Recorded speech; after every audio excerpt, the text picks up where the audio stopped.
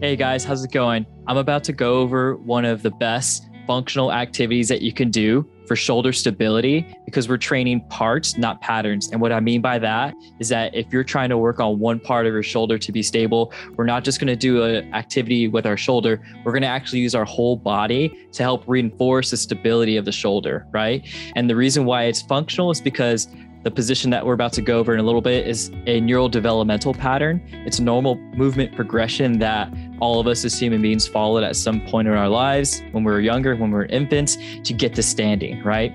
And this provides us with some guidance to give us a progression from on our back, onto our stomach, onto our elbows, and crawling and kneeling all the way to standing. And the idea is that, and to get into each one of these patterns as a progression, you progressively get stronger, you progressively gain stability, progressively gain mobility, et cetera, right? And so the important thing about this pattern to recognize and what we're about to go over is the hand positioning, the palms of our hands, the bottom of our arms. You could even tell on most people that, there's a lot of hair follicles on the top, the dorsal aspect of our arms, and there's not so much on the bottom or on the palms of our hands, right? Even the skin, the texture of the skin feels different compared to other parts of our skin. And just to keep it very general, these parts of our body, these areas, have different proprioceptors that help to give us information of what muscles to stabilize, what muscles to use, what muscles to kick in to work at one time together as a unit, which is called motor control, to give us the best stability, to give us the best output of movement. And so what we do is we tap into these patterns that we used at one point to give us shoulder stability, to give us mobility through our bodies, and et cetera, right? We tap into these old patterns to help provide that for us. Our brain has a deep memory of this, almost like a file saved in your computer that we click to open back up when we're trying to retrain these patterns. So if you see on any of the videos when I talk about motor control or movement training, this is what I'm talking about. We're trying to stimulate as many proprioceptors in areas of the skin and put the whole body into action so that it can remember how it first learned how to use these parts. Hope you enjoy the video. Okay guys, the name of the position that we're going over today is called the Sphinx Position, like the Egyptian sphinxes you see in front of the pyramids.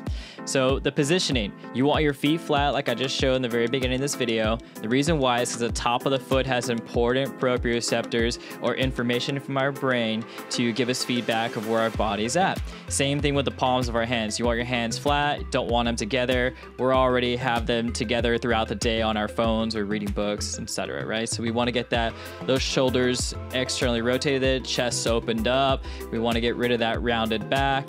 You want to make sure your chin is tucked, your spine is in a straight line. And once you're there, you can start to perform some head nods. What I like to do is perform 3 times head nods up and down. Make sure you lead with the eyes. The eyes move first up, and then you follow with your nose and your head.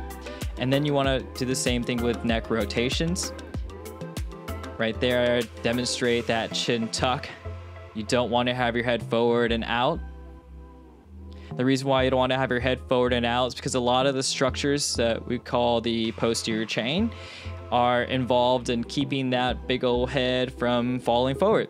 And so these muscles tend to form a poor posture, and the anterior chain, or the front muscles that are all a unit that work together, become short and tight. And then that just keeps us in this very poor posture. So when we're pushing the forearms and palms of hands, like I talked about shortly in my introduction to this video, we're stimulating proprioceptors to help stabilize the shoulder, keep us upright from not rounding our low back. Our feet, tops of our feet are back there. They're gonna support and help us for the next progression of position like we're doing right now, up on the knees. Also, as I was talking, I exaggerated and demonstrated there with my hands how I want your pelvis to be neutral, meaning like I don't want your low back to be extra curved, or what we call in science hyperlordotic. We want a nice, easy curve in that low back, but nothing too far to where it's pinching your low back. So make sure you keep that straight. And at every position, you're going to be doing head nods and neck rotations. Now, we don't want you to, after a repetition, rest with your chest sagged. We want you to go down to the table like I'm doing now, take your few breaths, and then you're going to get right back up, back in that nice, straight, solid chin tuck position to begin your next reps. So here's an anterior view of it.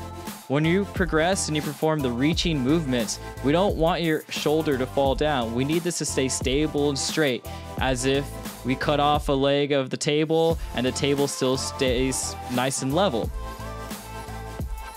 So right there, my table is nice and level. My shoulders are pretty much straight across. Same thing here.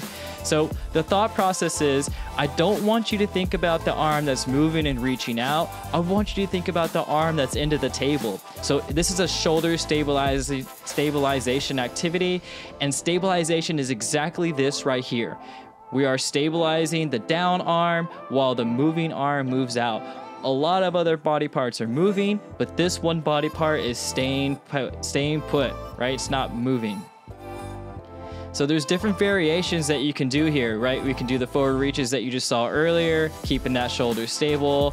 You can do reaching to the sides, back behind you. I'll demonstrate various ones throughout this video, but the most important thing is to stay pressed into the table, keep your back straight, chin tucked, top of the feet touching the table, and you want to perform reaches with your breath.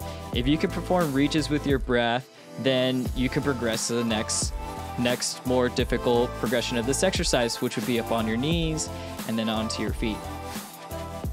On this part, I am exaggerating the hip movement. You can see my hips moving side to side a little bit as I reach. You're gonna notice that sometimes people's feet come up or their legs come up, kind of like I'm doing slightly here in the video.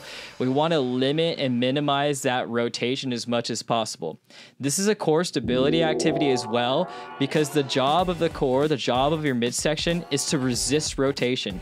So when I lift an arm up to reach, you might feel that rotation happen in your hips and in your midsection, and it's your job to keep that rotation from happening as much as possible.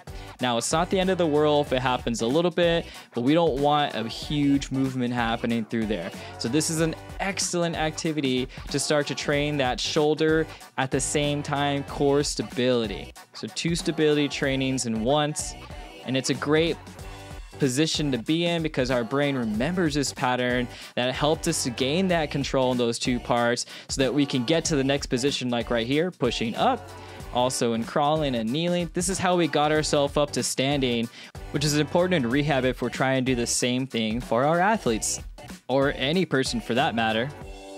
I hope you enjoyed the video. I hope you found it very informative as well.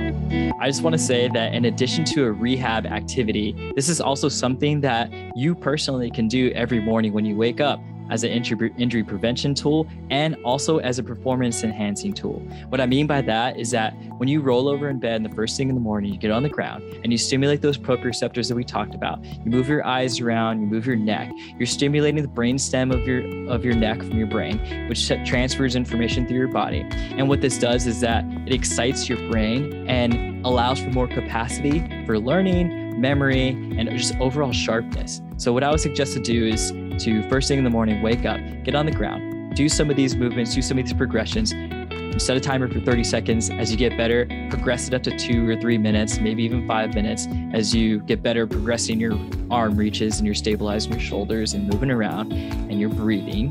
And then see how, this improves your day. This should improve your performance, whether you're at work or for sport or for anything you're getting prepared for in life. So I would suggest to do this. Please leave a comment.